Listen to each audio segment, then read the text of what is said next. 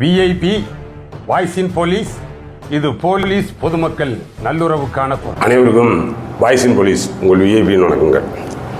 அப்புறம் இந்த டிஎன்யூஎஸ்ஆர்பியினுடைய நோட்டிஃபிகேஷன் 1/2025 அது நம்ம ஏற்கனவே முந்தைய பதிவு ஒன்று போட்டிருந்தோம். 9ஆம் தேதி ஒரு பதிவு போட்டிருந்தாங்க. நோட்டிஃபிகேஷன் 4/4/2025 வந்துச்சு. அந்த ஆன்லைன் கமென்ஸ்மெண்ட் ஆஃப் அப்ளிகேஷன் அது 7/4/2025னாங்க. அவங்க அன்றைக்கே போயிட்டாங்க போல. வக்கீலை பார்த்து 8 நாள் கேஸ் போட்டு 9 நாள் மதுரை ஹைகோர்ட்டில் ஒரு வழக்கு விசாரணைக்கு வந்துச்சு. அது ரெஸ்பாண்டன்ட் தரப்புக்கு 2 வாரம் நோட்டீஸ் போட்டு 22/4/2025 தள்ளி வச்சுருக்காங்க. அதாவது அந்த ஏஜ் அவங்களுக்கு ஓப்பனில் இருக்கக்கூடிய பசங்களுக்கு போன வருஷம் இந்த நோட்டிஃபிகேஷன் வந்திருக்கணும், அது வரலை. அந்த வகையில் நாங்கள் பாதிக்கப்படுறோம். அந்த கட் ஆஃப் டேட்டு 1/7/2025 அப்படின்றத வச்சுருக்கிறத 1/7/2024 வைக்கணும் அப்படின்ற மாதிரி கேட்டு போகிறாங்க. அவங்களுடைய கோரிக்கையில் ஒரு நியாயம் இருக்குது. வரலை, தாராளமாக கொடுக்கலாம் அப்படின்றது அது ஒரு பக்கம். அதை பற்றி போன லாஸ்ட் பதிவில் பார்த்துருந்தாங்க. அப்புறம் அதுக்கடுத்து பார்த்தோம்னா இந்த எஜுகேஷனல் குவாலிஃபிகேஷன் ஒன்று கொடுத்துருக்கீங்க. அதனால் அது எல்லாம் இந்த போன வட்டம் கொடுத்துருந்தது தான். எனி டிகிரி அதெல்லாம் ஓகே. ஏன்னா யூபிஎஸ்சிக்கு இருக்கிற மாதிரி தான், டிஎன்பிஎஸ்சிக்கு இருக்கிற மாதிரி தான், அதெல்லாம் ஓகே. அதில் அந்த நோட்டு கொடுக்குறீங்க இல்லை, candidates who passed 10th standard directly without studying 9th standard are passed. அப்புறம் அதேமாரி 12th standard directly without studying 11th standard are not eligible அப்படின்னு சொல்லி இது ஒரு புதுவிதமான இதாக தெரியலையா? இது யூபிஎஸ்சிலே கிடையாது. ஏன்னா எனி டிகிரி அப்படின்னா உங்களுக்கு 9வது படிக்காமல் அவன் 10வது படித்தானாலும் அதுவும் பள்ளிக்கல்வித்துறை தானேங்க. அவன் படிக்கிறது வேணுன்னா ஏதோ டியூட்டோரியலில் படிக்கலாம், வீட்டில் படிக்கலாம், எங்கேயோ படிக்கலாம். ஆனால் அவன் படிக்கிறது வேணுன்னா ஒரு ப்ரைவேட் இன்ஸ்டியூட்டில் படிக்கலாம், என்னமோ படிக்கலாம். அதே மாதிரி பார்த்தோம்னு இங்கே 11வது படிக்காமல் 12வது படிக்கிறது அதுவும் அந்த பள்ளி கல்வித்துறை தானே தருது. Degree university grant commission approved university தானே தருது. யூஜிசியினுடைய அப்ரூவ்டு யூனிவர்சிட்டி தானே தருது. அதில் எல்லாமே இதெல்லாம் செல்லும்ட்டீங்க. ஓப்பன் யூனிவர்சிட்டி, கரஸ்பாண்டன்ஸ் கோர்ஸு எல்லாம் செல்லும். எப்படி படித்தான்னு பரீட்சை எழுதி தானே வாங்குறேன். அதை இன்னும் உங்களுக்கு சொல்லப்போனால் நியாயமாக இவனை தானங்க ஊக்குவிக்கணும். இவன் ஒரு பையன் 9வது படிக்காமல் அவன் 10வது படிக்கிறான்னா 9வது படிக்க முடியாமல் போனதற்கான சமூக காரணி என்ன, அதுதானே பார்க்கணும். அவனுடைய சமூக காரணி, அவனுடைய குடும்ப பின்புலம், அவனுடைய பெற்றோர். ஏன்னா இது எல்லாம் ட்ராப் அவுட் ஆகிட்டான், ஸ்கூல்லேருந்து ட்ராப் அவுட் ஆகிட்டான். ஆனால் அந்த படிப்பின் மீதான வெறி, அவன் மீதான தன்னம்பிக்கை, முடிச்சிடலாம் அப்படின்ற ஒரு விடாமுயற்சி, அதைத்தானே பார்க்கணும். நீங்கள் இந்த ரெகுலராக இருக்கான் பாருங்க, அவன் அப்படியே தானே ஏசி ஸ்லீப்பரில் போட்டு டிக்கெட் போட்டு குழுன்னு போய் சென்னையில் இறங்குற மாதிரி. ஆனால் இந்த பையன் நாங்கள் வாழைக்காய் வண்டியை பிடிச்சி கூட அப்படியே தொங்கிக்கிட்டு சென்னையில் இறங்குற மாதிரி. எப்படியோ சென்னை இறங்கினவன் போட்டியில் கலந்துக்கலாம்னா நீங்கள் குழுன்னு ஏசி பெட்டியில் வந்தவனுக்கு தான் கொடுப்பான் அப்படின்றது அது எந்த வகையிலான நியாயம்? ஆனால் அது அவனுக்கான வசதி இருக்கும். அவன் பாவம் படிச்சிருப்பான். இவன் அந்த 15 வயசுலேயே ஏதோ ஒரு ரொட்டி கடைக்கு வேலைக்கு போயிருப்பான்.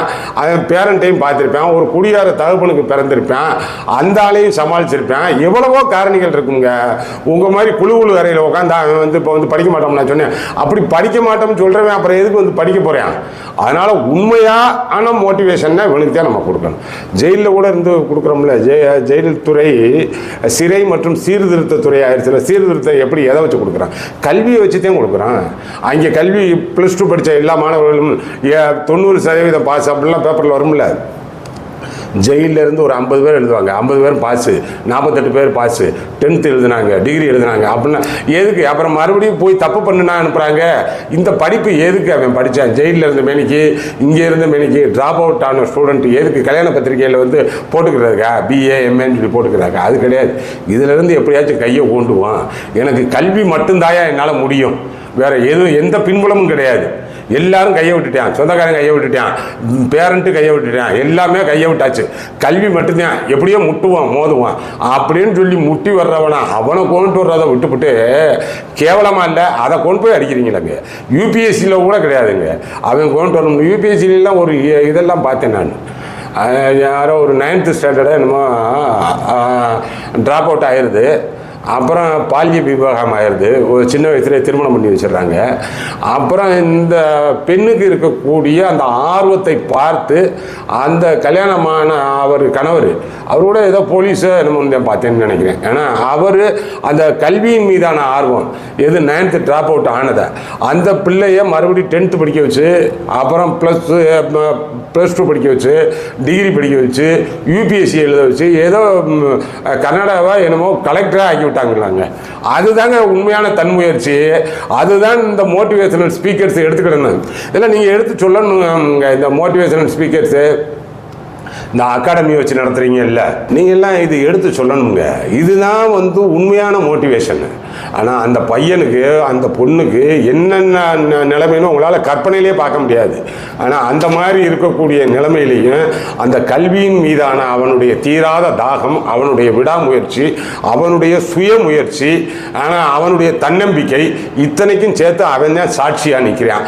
அவனை போயிட்டு நீ இதில் சேராதேன்னு சரி, இதில் என்ன அந்த டிகிரி வாங்கிட்டு வந்த உடனே அப்படியே அவன் எல்லாத்துக்கும் எலிஜிபிள் ஆயிடுவானா? அப்புறம் தான் நீங்கள் ஒரு பரீட்சை வைக்கிறீங்கல்ல, அதில் பாஸ் பண்ணணும்ல. டிஎன்யூஎஸ்ஆர்பி வைக்கக்கூடிய பரீட்சை பாஸ் பண்ண வேணாமா? இப்போ கோர்ட்டுக்கே அந்த பசங்களுக்கே அதுதான் நான் சொன்னேன், கேட்டுக்கிட்டு இருந்தேன். நீ கோர்ட்டுக்கு போய் நீதிமன்றத்தினுடைய கவனம் கொண்டு போயா, நீ தாண்டா சாதனை ஆளுன்னு அவரே நீதிபதியை பாராட்டுவார். நீ தான் சாதனை ஆளன். படிக்கிறதுக்கு எந்த வசதியும் இல்லாத நிலையில் படித்து நீ மேலிருந்து வந்து இந்த டிஎன்யூஎஸ்ஆர்பின்னு சொல்லி உட்கார வச்சுக்கிட்டு இருக்காங்க பாருங்க, அரசு வேலைக்குன்னு சொல்லி நான் வச்சது தான் சட்டம் சொல்லி எதை பற்றியுமே பார்க்காம அவங்களுக்கு அந்த நீதிமன்றமும் அவங்களுக்கு சரியான ஒரு பாடத்தை புகட்டும், அங்கே போய் கேளுங்க அப்படின்னு சொல்லியிருக்கேன். அதனால் இது ஒரு மறுபரிசீலனை பண்ணுங்க. இவங்களுக்கு சொல்கிற மாதிரி அந்த கோச்சிங் சென்டர், அந்த மோட்டிவேஷனல் ஸ்பீக்கர்ஸ் அதெல்லாம் போய் நீங்களும் எடுத்து சொல்லணுங்க. இப்படி பசங்களை கொஞ்சம் ஊக்குவிக்கணும்.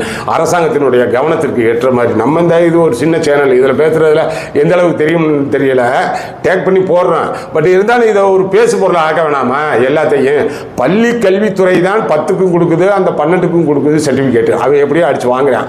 பரீட்சை எழுதி தானே வாங்குறான். ஆனால் பரீட்சை எழுதி டுட்டோரியல்லே அப்படியே பரீட்சை எழுதி வாங்கிடுறான். ஏன் அதை ஸ்ட்ரென்தன் பண்ணுங்க, இவனுக்கு என்ன கூடுதலாக எப்படி வைக்கணும்னு யூனிவர்சிட்டி சான்றாக வாங்கிடுறேன். அவனை கொண்டு வர்றதுக்கு அவங்க இங்கே சொல்ல வேணாமல் இந்த நிறையா ஒரு சில நேரம் அந்த மோட்டிவேஷனல் ஸ்பீக்கர்ஸ் ஸ்பீச் வரும், வாட்ஸ்அப்லேயே நம்ம பார்ப்பேன். ஆனால் ஒரு சில நேரம் பார்த்தோம்னா அவர் அந்த பேசுகிறவர் சொல்கிறார், இந்த பசங்களுக்கு உசு பேத்துறாராம், ஆனால் அவங்களுக்கு ஒரு மோட்டிவேஷன் கொடுக்குறாராம். எங்கள் வீட்டில் 4 டாக்டரு, அதனால் என்ன எப்படி இப்போ அதான் முக்கியம் அது சொல்லுவார். எங்கள் வீட்டில் 4 டாக்டரு, நான் 7வது படிக்க போகும்போது நான் என் நண்பனும் இப்படியே போயிட்டே இருப்போம். 2 போகையில் கலெக்டர் பங்களா இருக்கும், எஸ்பி பங்களா இருக்கும். என் நண்பன் கலெக்டர் பங்களாவே ஒத்து பார்த்துக்கிட்டு இருப்பேன், நான் எஸ்பி பங்களாவே ஒத்து பார்த்துக்கிட்டு இருப்பேன். என் நண்பன் அந்த மாவட்டத்திலே கலெக்டர் ஆகிட்டேன், நான் அப்புறம் அந்த மாவட்டத்துக்கே எஸ்பி ஆகிட்டேன். சின்ன வயசுலேயே அந்த விதையை அப்படி ஊண்டணும். இதான் ஏன் மோட்டிவேஷனு? நீ கலெக்டர் ஆனது, எஸ்பி ஆனது, இதுவா இப்போ மோட்டிவேஷனு? 1ஆவது ரேங்க் வாங்குற பசங்களுக்கு மட்டும்தான் உங்கள் மோட்டிவேஷனா? கடைசி ரேங்க் இருக்கான்ல, பள்ளிக்கூடமே வர முடியாமல் இருக்கான்ல, லாஸ்ட் பெஞ்சுக்காரன், அவனுக்கு என்ன மோட்டிவேஷன்? அவன் என்ன செத்து போயிடணுமா? நீங்கள் மட்டும் போன ஒரு கலெக்டர் பங்களா ஊற்று பார்த்தா ஒரு கலெக்டர் ஆயிடுவார், எஸ்பி பங்களா ஊற்று பார்த்தா எஸ்பி ஆயிடுவார். அந்த விதையை விதைக்க வைக்கணும். எங்கள் வீட்டில் 8 டாக்டர் இருக்காங்க, இதே மோட்டிவேஷனா? ஒரு டாக்டரும் கிடையாது. என் வீடு கூலி தொழிலாளி, எங்கள் அப்பனுக்கு கை நாட்டு தவிர வேறு எதுவும் தெரியாது. என்ன ஏதோ 5வது 6வது படிக்க வச்சுக்கிட்டு இருக்கையிலேயே அப்போ குடியாரன் ஆகி போனேன். இல்லைன்னா அப்பா செத்து போனார். அதுக்கு பிறகு குடும்பமே நிர்கதியாக இருக்கு. வேலைக்கு போகிறேன், வேலைக்கு போகையிலேயே என்னமாச்சும் படிக்கணுன்ற ஆர்வம் இருந்துச்சு, அதை வச்சு படித்தேன். இப்படியே வர்றேன். ஒரு கான்ஸ்டபிள் வேலையை பார்த்து போகிறேன். ஏன்னா கலெக்டர் ஆனாதான் மோட்டிவேஷனா? கான்ஸ்டபிள் மோட்டிவேஷன் கிடையாதா? எல்லாமே இங்கே வாழ்க்கை தான். ஒரே தடாகத்தில் தான் புலியும் தண்ணி குடிக்குது, புள்ளிமானும் தண்ணி குடிக்குது. புலிக்கு ஒரு வாழ்க்கை இருந்தால் புள்ளிமானுக்கு ஒரு வாழ்க்கை இருந்துட்டு போகுது. எங்களுக்கு ஒரு வாழ்க்கை இருக்கக்கூடாதா? லாஸ்ட் பெஞ்சு தான் எங்களுக்கு ஒரு வாழ்க்கை இருக்கணுமா இருக்கக்கூடாதா? அப்போ ஒன்னே மாதிரியே 1ஆவதுலேருந்து இங்கிலீஷ் மீடியம் படித்து அப்படியே தானே அவர் எந்த பிரேக் இல்லாமல் அப்படியே 12வது படித்து அப்படியே நம்பர் 1 காலேஜில் படித்து அப்படியே டிகிரி வாங்கிட்டு வந்தாருன்னா அவர் சொகுசாக வந்தவர், அவருக்கு தான் கொடுப்பீங்களா? இவன் தாயா வண்டியை அடிச்சு கிடிச்சு எப்படியோ பிடிச்சி தடுமாறி நிற்கிறான். இவனைத்தான் ஊக்குவிக்கணும். அந்த சொல்கிறக்கூடிய வயசுக்குள்ளே முடிச்சு வந்துட்டேன். பார்த்தீங்களா, நீங்கள் ஒரு வயசு சொல்கிறீங்க, 30 32 ஏதோ ஒரு வயசு சொல்லுவீங்கன்னு வைங்க. அந்த வயசுக்குள்ளே ட்ராப் அவுட் ஆன ஸ்டூடெண்ட்டு முடிச்சு முட்டிக்கிட்டு அங்கே நிற்கிறான்ல, அவன் கதவை தட்டுனா திறந்து விடுங்க. வாப்பா நீ தாப்பா சாதனையாளர், இப்படி சாதனையாளன்னு அந்த வேலையை எப்படி செய்வேன்? அதனால் அதைத்தான் பார்க்கணும். அதன் அடிப்படையில் தான் சொல்லணும். அந்த பசங்களுக்கு நான் தான் சொன்னேன். ஆனால் வழக்குக்கு போகலாம், நீங்கள் பார்க்கலாம் அப்படின்னு சொல்லியிருக்கேன். என்னென்ன வழக்கு வருதுன்னு சொல்லி தெரியல. ஏன்னா நீங்கள் நோட்டிஃபிகேஷன் அறிவித்ததுலேருந்தே அந்த பிசிக்கல் எஃபிஷியன்சி அது 0 மார்க்கு போட்டால் அது போகலான்னு சொல்லிட்டீங்களாம்ல. இது வரைக்கும் அது என்ன போலீஸுக்கான செலெக்ஷனுக்கான அர்த்தமே இல்லையே. எஃபிஷியன்சி வேணாமா? Physical efficiency police constable TNUSRB uniform சர்வீஸ்னாலே அது இல்லாமல் ஆக்கி விட்டீங்களா? அப்புறம் பிஎஸ்டிஎம் அந்த போன வட்டம் ஏதோ முதல் டிகிரி இருந்துச்சான், இப்போ வந்து அது இல்லை, 2வது டிகிரி வாங்கினாலும் செல்லுன்ற மாதிரி அந்த இது கண்டிஷன் பார்த்தோம்னா அப்படி தெரியுது. அதனால் அதுக்கும் போகணும் அப்படி நாங்கள் பிஎஸ்டிஎம் குறித்தோம். அப்புறம் பார்த்தோம்னா ஏதோ 3% ஸ்போர்ட்ஸ் கோட்டாவா, அதில் ஏதோ வந்து இல்லாத குளறுபடியெலாம் இருக்கான். 2019 அந்த 20 கொரோனா பீரியட்லாம் இதுக்குள்ளே அடங்கணும் அப்படின்ற மாதிரி அது ஒரு குரூப் கேட்குறதுக்கு இருக்காங்க. அதனால் எத்தனை வழக்கு இந்த நீங்கள் நோட்டிஃபிகேஷன் ஆரம்பிக்கலையே, அஸ்திவாரம் தோண்டும் பொழுதே என்னென்ன பூகம்பம் கிளம்புதுன்னு எனக்கு தெரியலை. ஏன்னா ஒருவேளை டிஎன்யூஎஸ்ஆர்பியே இந்த அட்டென்ஷன் டைவர்ஷனுக்காக ஒரு சும்மா பிடிக்கட்டுங்க அப்படின்னு பிடிமாடம் ஆகுறதுக்காகவே இந்த மாட்டை அவுத்து விட்டது மாதிரி இருக்குது. ஆனால் ஒரிஜினலான ஜல்லிக்கட்டுனா கரெக்டான நீங்கள் நல்ல ஃபுல் மாடை அவுத்து விடுவீங்க. ஏற்கனவே ஒரு வழக்கு நீதிமன்றத்தில் இருக்குது. ஏன்னா இப்போ 2023 நோட்டிஃபிகேஷன் தொடர்வா அதனுடைய அட்டென்ஷனை டைவர்ட் பண்ணுறதுக்காக. ஏன்னா அந்த இது இன்னும் 21 வரைக்கும் வர்றதுக்கு வாய்ப்பு கிடையாது நீதிமன்ற தீர்ப்பு வர்றதுக்கு. ஒருவேளை வந்துச்சுன்னா சந்தோஷம், ஆனால் வர்றதுக்கு வாய்ப்பு கிடையாது. இதுக்கு இடையில எல்லாருமே வந்து நீதிமன்றம் என்னாச்சு, அது என்னாச்சு, இது என்னாச்சுன்னு சொல்லி கேட்குறாங்கல்ல இந்த பசங்க. அதில் வந்து அந்த 41 பேர் வெளியேறினவே என்னாச்சு, நாங்கள் ஏற்கனவே 2வது ப்ரொவிஷனல் செலெக்ஷன் லிஸ்ட்டில் போட்டு வச்சிருக்கக்கூடிய இந்த 750 பேர் என்னாச்சு, அந்த அட்டென்ஷனை டைவர்ட் பண்ணுறதுக்காக சும்மா புடிமாடா ஆனாலும் பரவாயில்ல, இதை அவுத்து விடு, யாரோ போய் என்னமோ கேஸ் போடட்டும், என்னமோ ஸ்டே வரட்டும், ஏதோ ஒன்று ஆகட்டும், நாங்கள் என்ன செய்யறது, நோட்டிஃபிகேஷன் விட்டேன், இந்த அவர் ஸ்டே வாங்கிட்டார் இவர் ஸ்டே வாங்கிட்டாருன்னு சொல்கிறதுக்காக விட்டது மாதிரி தெரியுது. அது அப்படி இல்லாமல் கொஞ்சம் முறையாக பாருங்கள். இது என்னங்கன்னு சொல்லி இந்த கல்வி தகுதி குறித்து ஒரு பையன் பாவம் அதில் கேட்குறாப்புல. நான் இடையில 10வது வரைக்கும் படித்தேங்க, 11வதுக்கு வந்து அப்புறம் படிக்க முடியல, அப்புறம் 12வது படித்தேன், அப்புறம் டிகிரி வாங்கினேன், அப்புறம் எழுதலாமா அப்படின்னு சொல்லி கேட்குறேன். அப்புறம் அறிக்கைன்னு கூட நீதிமன்ற உத்தரவுகள் சுற்றறிக்கை ஏதேனும் இருந்துச்சுன்னா அந்த மாதிரி நீங்கள் சொல்லியிருக்கீங்களே, இது மாதிரியான நீதிமன்ற உத்தரவு என்னமோ இருக்கான்னு சொல்லி அதுக்கு ஒருத்தர் பதில் கொடுக்குறாருப்பா. அவர் யார்? ரமேஷ் பாபு, பொது தகவல் அலுவலர், கூடுதல் காவல் கண்காணிப்பாளர். இந்த இவ்வாரிய அதிகாரப்பூர்வ இணையதள www.tnusrb government.in தேவையான விவரங்கள் கொடுக்கப்பட்டுள்ளது. என்ன கொடுக்கப்பட்டுள்ளது? இதுதான் பதிலா? இது என்ன பதில்? ஒன்றும் எனக்கு பார்க்க தெரியாது, www எனக்கு பார்க்க தெரியாது, நீ பார்த்து சொல்லு, அதுக்கு தான் கேட்குறேன். அது இந்த www பார்த்து எடுத்து வச்சுருக்கேன், இதில் எந்த பக்கத்தில் சொல்லியிருக்கேன். அந்த பையன் என்ன கேட்குறேன், இப்படி நீங்கள் வந்து அந்த நோட்டுன்னு சொல்லி போட்டு அவன் வந்து 9வது படிக்காமல் பாஸ் ஆனவங்க 10வதுக்கு போனால் கிடையாது, 12வதுக்கு படிக்காமல் 11வது படிக்காமல் 12வது படிச்சிங்கன்னா கிடையாதுன்னு சொல்லி நோட்டு போட்டிருக்கீங்களே, இது தொடர்பாக என்னமாச்சும் அரசாணை இருக்கா, நீதிமன்ற தீர்ப்பு இருக்கா?